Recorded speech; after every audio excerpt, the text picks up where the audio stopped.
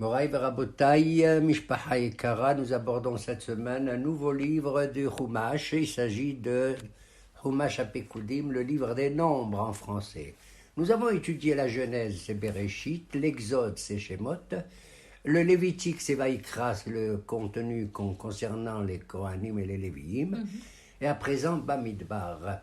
Moraï Barabotaï, c'est un livre absolument extraordinaire en dépit des difficultés que nous avons de comprendre les problèmes qu'ont rencontrés notre peuple à la sortie d'Égypte, n'est-ce pas?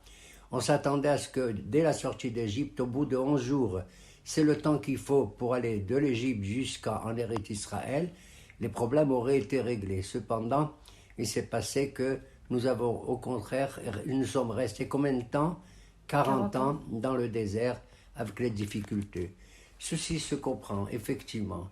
C'est comme dans l'existence de chaque être humain, nous passons par des difficultés. Il y a dans notre vie des moments où on s'épanouit, des moments où on sent en nous le désert. On se sent seul. Notre esprit est parfois seul, parfois c'est le cœur, parfois c'est les membres. D'ailleurs, je tiens à dire que le mot Bamidbar, qui veut dire dans le désert, a pour valeur numérique combien? 248. C'est exactement le nombre des membres que nous avons dans notre corps. On a 248 membres, de telle sorte qu'on ne peut pas dire qu'un membre est supérieur à un autre. La totalité forme une unité. La main ne peut pas dire qu'elle est supérieure au pied, et le pied ne peut pas dire qu'il est supérieur au cœur, certainement pas, ni au cerveau. Nachon?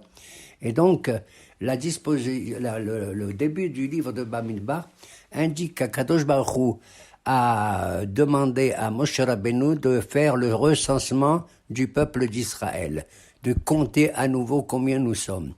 On sait que de compter dans l'esprit de chacun d'entre nous, pour certains en tout cas, pas de moi, c'est pas bien parce qu'on a peur du Aïn Hara. Moi, j'ai pas peur du Aïn Hara étant donné que nos maîtres nous disent celui qui n'en tient pas compte ne subira aucun Aïn Hara. Au contraire, moi je suis trop content de savoir que chacun d'entre nous, il a une famille avec tant d'enfants et tant d'enfants. Nachon? Alors voilà pourquoi Akadosh Baruch Hu demande à Moshe et il lui dit c'est où et Rosh Bene Israël. Nachon? Bemispar Shemot. Tu vas compter le nombre des enfants d'Israël selon le nombre de leurs noms. J'adore cette phrase. Pourquoi? Au lieu de dire compte, le verbe compter, Nachon, il dit c'est où et roche. Comment je traduis c'est où et roche? Lever la tête. C'est-à-dire quand je viens faire un recensement, ça n'est pas pour te considérer comme un numéro, de telle sorte que les gens disent celui-là c'est un drôle de numéro, pas du tout. Nachon? C'est au contraire pour élever ta personnalité, savoir que tu comptes au milieu du nombre, au milieu d'un peuple. Chacun doit sentir deux unités. Son unité personnelle, je suis un, et l'unité à l'intérieur du klal, de la collectivité d'Israël. Nachon? Voilà pourquoi je tiens compte, au sens beau du terme, je tiens compte de chacun d'entre vous. D'ailleurs, moi je suis un, toi tu es un, etc. Il y a en vérité un seul qui est un, qui c'est? C'est Akadosh Baruch Hu qui est un. Le seul qui peut dire Ani, Ani, Ani, Ani, Ani, ve Ani. Nachon?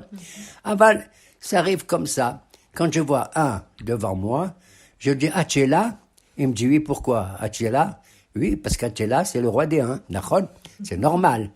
Alors, Moshe Rabbeinu va désigner les chefs des tribus pour permettre de recenser l'ensemble du klal Israël, et on arrive à un numéro qui est à peu près au-dessus de 600 000 et tout. Parce qu'il va compter uniquement les hommes qui sont au-dessus de 20 ans. Nachon?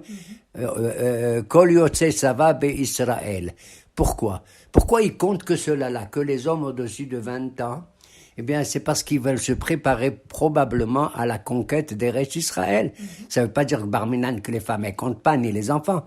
Mais sur qu'elles comptent, c'est grâce à elles, justement, d'ailleurs, elles font partie, les femmes, de celles qui vont aider les soldats qui vont faire la conquête, la guerre, dans la nourriture, dans le repos, dans toutes ces choses-là. Nachon? Alors on voit, tu vas compter, c'est ça qui m'étonne. Kol yotse sava be Israël. Tous ceux qui sortent, qui vont aller dans la guerre. Moi, je trouve ça absolument incroyable. Je m'attendais à ce qu'ils disent tous ceux qui vont étudier dans le kollel, ou tous ceux qui vont, est-ce que je sais, se promener, etc. Non.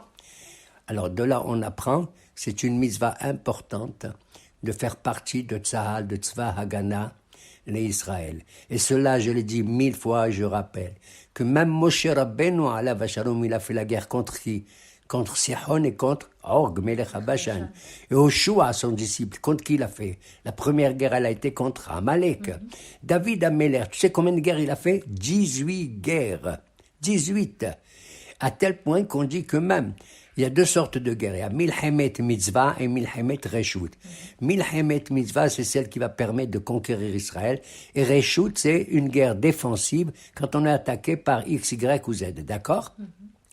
Pour Milhemet Reshut, on peut libérer des hommes que certains, ils ont planté une vigne, ils n'en ont pas profité, on les libère. Ils viennent de se marier pour la première année, on les libère. D'accord? Ceux qui ont construit une maison n'ont pas profité de leur maison, on les libère. Mais pour l'Hemet Mitzvah, tout le monde, doit venir à la guerre. Afilou, Kala Mehupata, Vehatan Mehedro. Même une femme qui vient de se marier sous sa choupa et un homme de sa chambre intérieure. D'accord? On les prend cela-là. Donc, voilà, je comprends maintenant. Kol yotze tzava Israël. Et Hachamim, ils ont dit, Bemispar Shemot. Tu dois considérer que ce ne sont pas que des nombres, mais aussi qu'ils ont un nom. Et en vérité, chaque chef de tribu relevait le nom. Et puis, il faisait ça, et à la fin, il remettait à Moïse, quoi? À Moshe? Il remettait du fric. Puisque chacun est donné combien? Un demi-shekel. Nachon? Un demi-shekel, on comptait l'argent, zama pour pas qu'il y ait le mais en même temps, ça va permettre avec cet argent d'acheter les corbanotes pour le Mishkan, pour le sanctuaire. De là, on apprend que nous aussi, on ne doit pas compter les gens. Par exemple, quand on est à la synagogue, on veut le minyan. Au lieu de dire on est 1, 2, 3, il faut dire ça. Je ne dis pas ça. Je dis Hoshia et Amecha ou Barich et Nahaltecha ou Rimnasem Ada Olam. D'accord, il y a 10 mots dans cette phrase. Même dans Hamotzi Leheminares, il y a 10 mots comme ça aussi. Et moi, quand j'ai des invités, j'ai appris ça de la Torah. J'ai des invités, je ne sais pas quand. Alors, je ne les compte pas. Je n'ai pas le droit de compter les invités. C'est honteux. Ce n'est pas des nombres, ce n'est pas des numéros. D'accord? Je leur demande à chacun 50 shekels. Je compte le nombre de shekels que j'ai. Je sais si à celui-là je lui donne du poisson, à celui-là je lui donne une glace et à celui-là je lui donne un gâteau. D'accord? C'est en fonction de l'argent que j'ai, que je compte ainsi mes invités. Pourquoi on a traversé? Pourquoi finalement? Est-ce qu'ils ont voulu vivre dans le désert pendant 40 ans? Moi, je ne leur en veux pas. Les malheureux, tu sais, quand ils étaient en Égypte, après, ils étaient comme des captifs, des gens en prison, en Achon. Quand on était devant la mer, on a dû traverser la mer. Et après, il y avait des gens qui étaient souffrants, malades peut-être. Et après, il y avait des gens qui ont traversé la mer. C'est là que nos hachamim disent « Vechol ha'chayim yodu chasela ».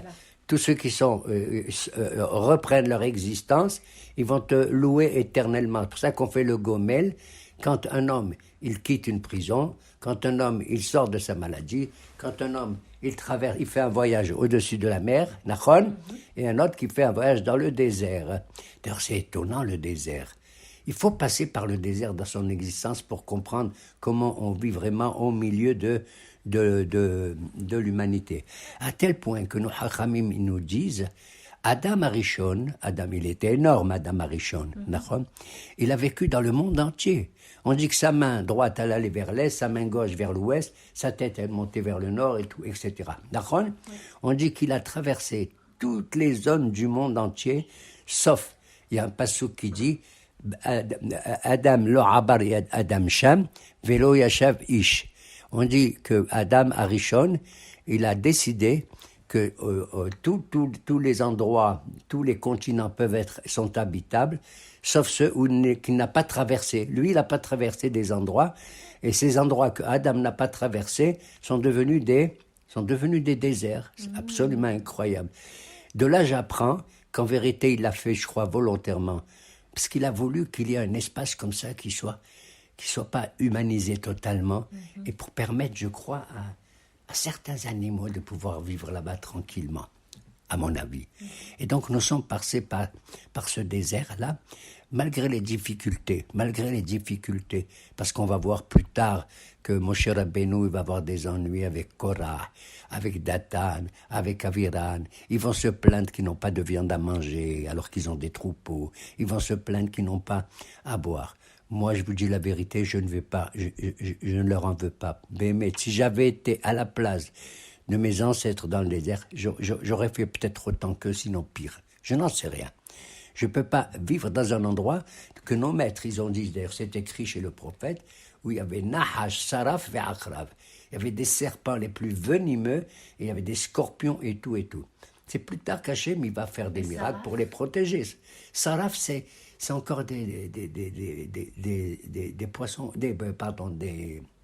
des serpents beaucoup plus graves. D'accord. Il y a toutes sortes de serpents. Saraf, il brûle en plus, un venin encore pire, mortel, mamache mortel. Et donc, il y a une mahloquette que je n'aime pas dans la Gemara, je vous dis la vérité. C'est une mahloquette entre Rabbi Akiba et Rabbi Eliezer. D'ailleurs, chez nous, il y a toujours des mahloquettes. Mais j'ai appris récemment que la Torah, depuis Moshe Rabbeinu, il n'y avait pas de mahloquette. Jusqu'à Yoshua, jusqu'à Shimon HaTzadik et tout. Après Shimon HaTzadik, il y a ce qu'on appelle les Zougim. Il y avait toujours deux grands hachamim qui dirigeaient le Sanhedrin. Et jusqu'à Yossi ben Yoézer et Ish Sereda, il n'y avait pas de mahloquette. Ils avaient les mêmes avis. C'était extraordinaire. C'est après eux qu'il y a eu Shammai et Hillel, Rabbi Yohanan et Resh Lakish et tout. Alors, il y a une mahloquette concernant comment on va considérer la vie dans le désert, les Juifs dans le désert. Alors, j'ai dit entre Rabbi Akiba et Rabbi Eliezer. Rabbi Akiba, que j'adore, là, il m'a énervé. C'est ce qu'il a dit.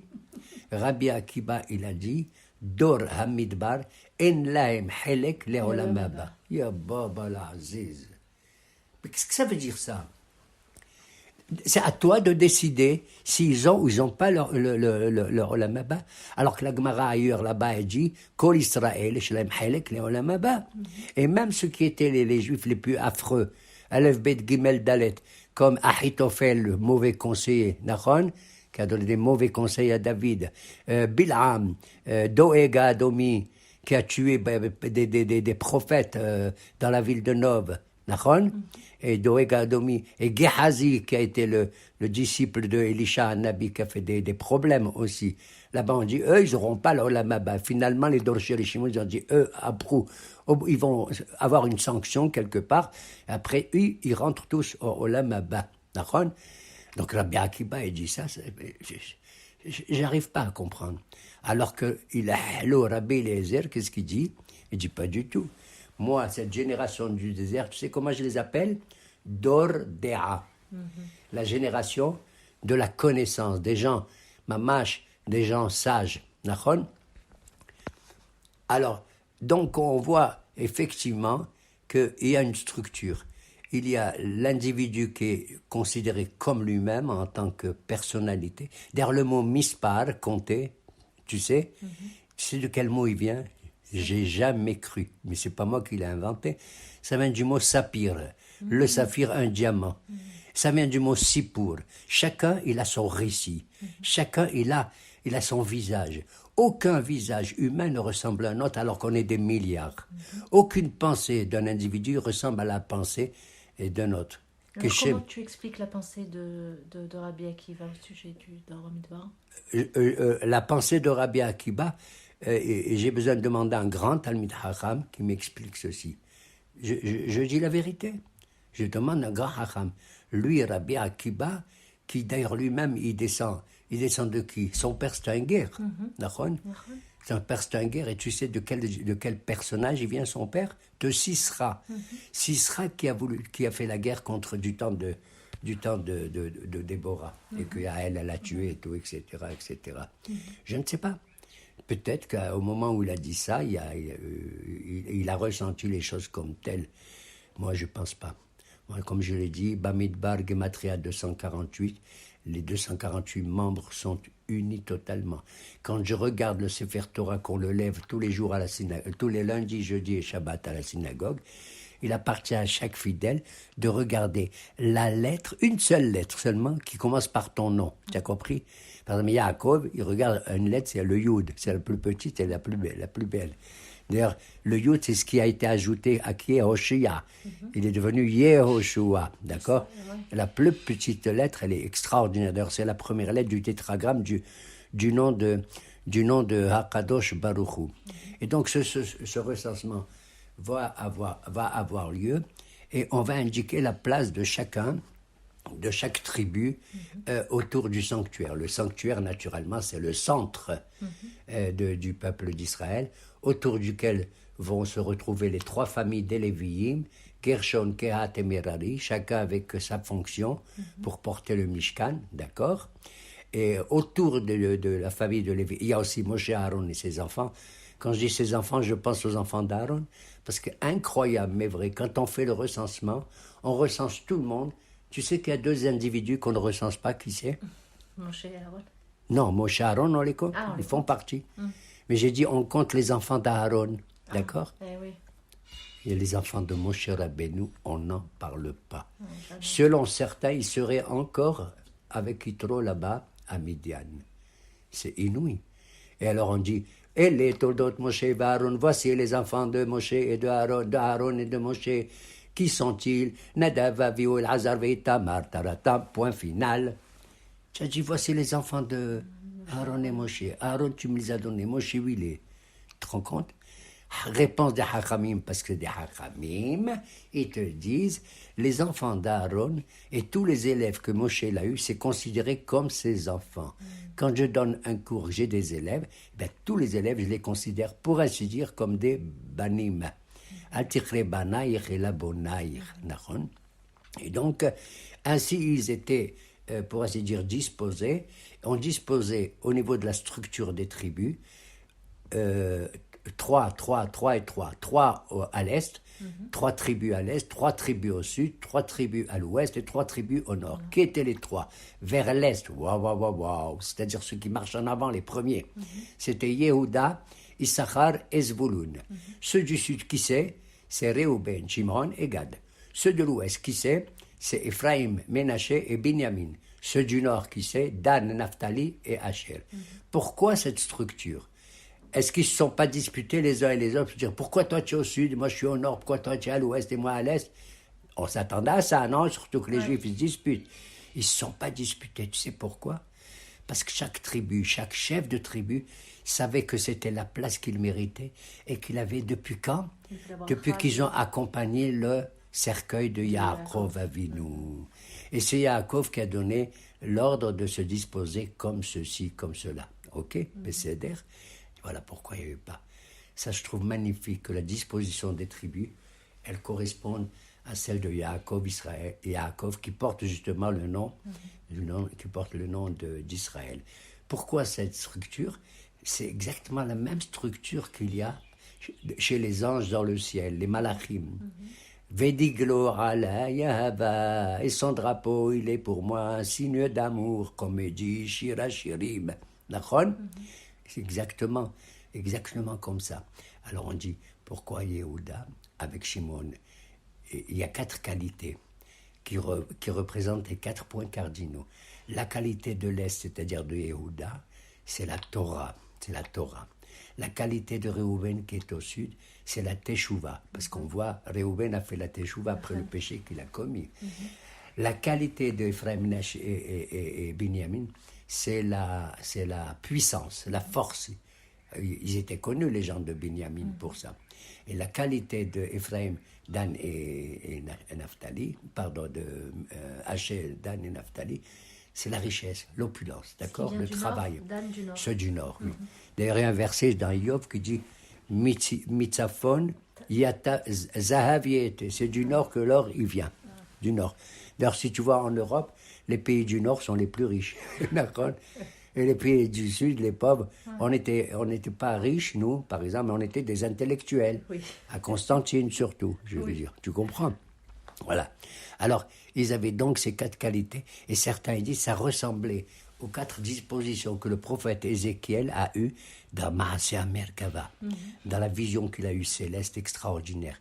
Il y avait le Arié, le Shor, le Nesher et le Kérouv. Et ça correspond aux 4. Le Shor, c'est Ephraim, hein? C'est Yosef, Bechor Shoro Adado. Le Arié, c'est Gour Arié, Yehuda. Comment il s'appelle? Le Nesher, c'est Dan, d'accord? Et qu'est-ce qui me reste? Le Kérouv, c'était Réhouven, d'accord?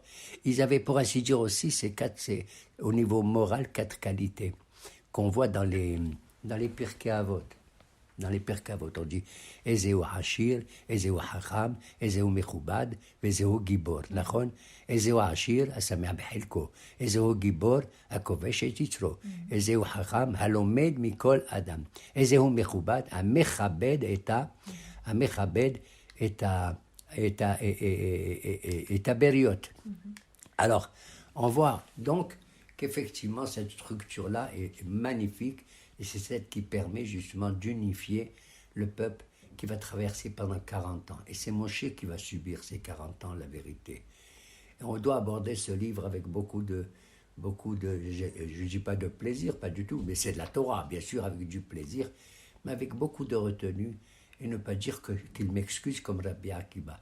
Moi, je dis, Yesh lahem helek le'olam haba, après, mamash, tout ce qu'ils ont traversé.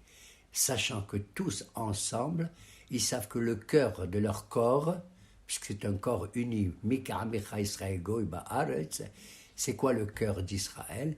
Eh bien, c'est le Mishkan. Et le Mishkan, c'est le Aaron.